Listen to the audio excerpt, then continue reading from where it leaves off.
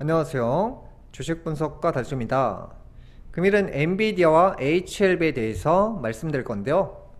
자, HLB는 올해 최고가를 찍는다고 했죠. 자, HLB가 5월 16일에 시판 이슈가 있잖아요. 그러면 통상적으로 이 주가는 5월 임금부터 올라가는 게 아니라 6개월 전부터 선행해서 상승을 보여줍니다. 제가 이 시기부터 HLB에 대해서 계속 말씀드렸잖아요. 제 구독자분들께서 5만원대, 4만원대 인근에 매수하셔서 지금 큰 수익을 내고 계시는데요. 이 HLB라는 종목이 올해 왜 어떻게 최고가를 찍는지에 대해서도 이해하셔야 되는데요. 항상 이 주가는 은근슬쩍 공식에 맞춰서 움직입니다. 그래서 이 HLB도 공식대로 그대로 가고 있는데요. 자, 항상 그 해가 됐을 때, 특정 해가 됐을 때 주인공이 되는 종목들이 있습니다. 2020년도 코로나 같은 경우 삼성전자, 현대차, LG그룹이, 카카오가, 네이버가 대기업 주식들이 주인공이었고요. 22년도 인근에는 테슬라가 주인공이었습니다. 그 다음에 23년도에는 에코프로가 주인공이었어요. 공통점이 뭐냐? 그 당시에가 최고가고 그 이후에 폭락이 왔다는 겁니다. 올해 같은 경우 제가 늘 말씀드렸잖아요. 엔비디아 최고가를 찍는다, HLB 최고가 찍는다, 반복해서 말씀드리고 있습니다. 자, 항상 최고가를 향해서 가고 있는 종목들은 일정을 어느 정도 짜고 매도 시점을 정해야지, 미래가 어쩌니 저쩌니 아들한테 물려준다, 딸한테 물려준다 하는 순간 그때부터 대폭락이 옵니다. 삼성전자를 사람들이 아들한테 물려주자, 야, 떨어지면 딸한테 물려주자, 어차피 미래성장 주고 미래의 쌀이고, 이런 얘기들을 꼭 합니다. 근데 그 해는 무조건 고점이라는 거예요. 예를 들어서 21년도에 아파트가, 부동산이 고점이었잖아요.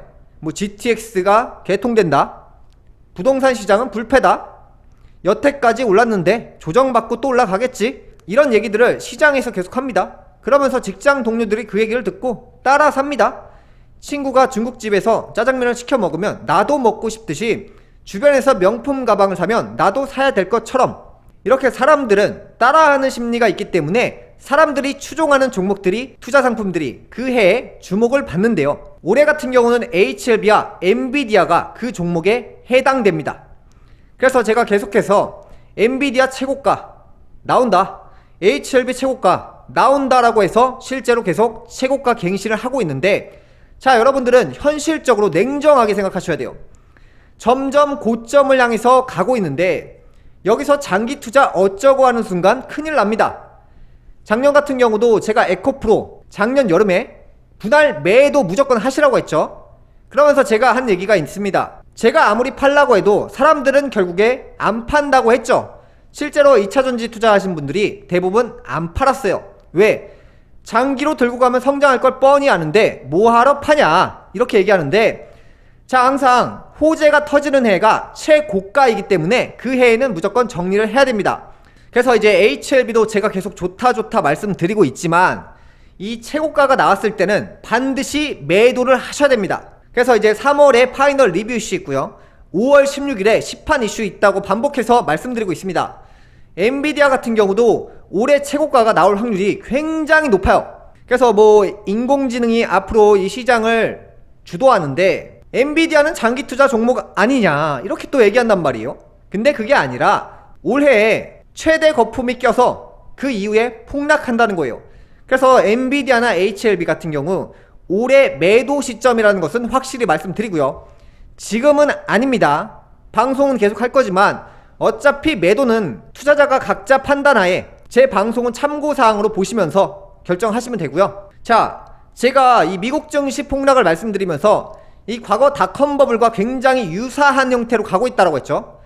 코스닥 지수 같은 경우는 2000년 닷컴 버블 당시에 대폭락을 했습니다. 닷컴 버블 당시에 아마존 주가 차트인데요, 고점 찍고 바닥, 고점 찍고 바닥, 고점 찍고 대폭락 왔습니다.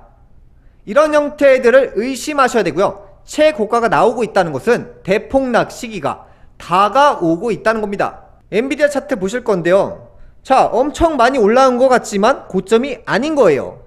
항상 이 최고점은 여기가 고점인 것 같은데, 여기가 고점인 것 같은데 라는 얘기를 몇 달 내내 합니다, 사람들이.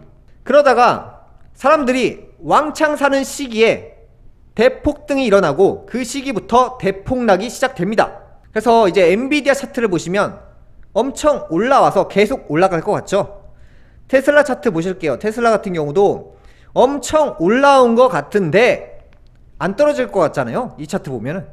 그런데 이후에 많이 떨어져 있는 상태고요. 테슬라 같은 경우는 제가 $50 밑으로 떨어진다라고 했죠. 그래서 제가 그 얘기를 $300 인근 때부터 계속 말씀드리고 있고요. 장기 우하향, 그러니까 떨어졌다 올라갔다를 반복하면서 장기로 하락하는 전형적인 차트라고 했죠. 자, 에코프로 같은 경우도 이 당시에 엔비디아랑 똑같아요. 자, 엔비디아 차트고요. 에코프로 차트입니다. 절대 안 떨어진다고 생각합니다, 차트가 이런 식으로 형성되면. 그런데 에코프로가 지금 엄청나게 많이 하락했습니다. 에코프로 같은 경우는 과거 신라전 차트와 매우 유사한 형태로 간다라고 말씀드렸죠. 자, 카카오 같은 경우도 2000년 닷컴 버블 당시에 대폭등 일어났고요, 대폭락했습니다. 과거 다음이란 종목이 카카오와 합병을 했잖아요.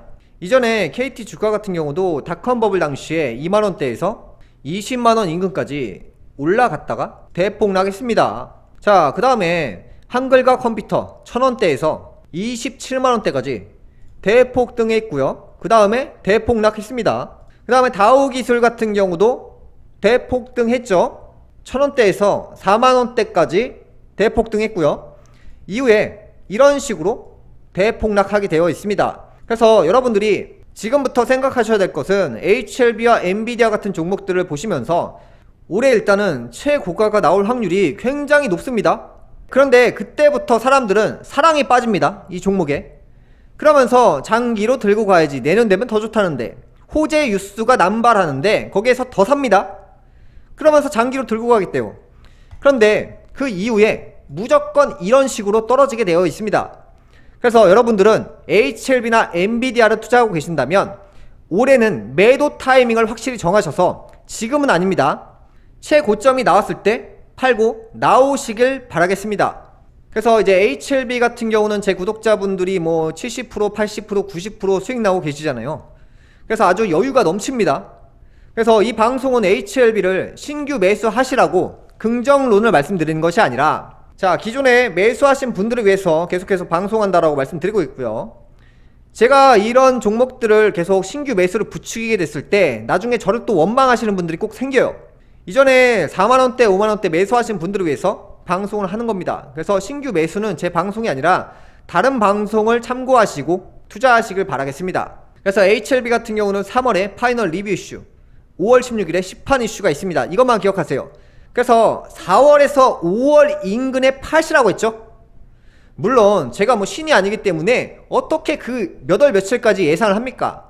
대략적으로 제가 시기를 산정해 보니까 파이널 리뷰 이슈가 생기고 나서 그 다음에 5월 16일에 시판 이슈가 가장 강력하잖아요. 그러면 5월 16일 이전에 최고가가 나올 확률이 높다라고 생각하고 있습니다. 그래서 일단 3월 달에 이 주가라는 것이 85,000원대를 넘게 되었을 때 이 기간도 약간 다르게 산정해야 되는데요. 일단 제 방송을 구독을 하시고 계속 참고하시길 바라겠습니다. 금요일 방송 여기까지 하겠고요. 다음 시간에 뵙겠습니다. 시청해 주셔서 감사합니다.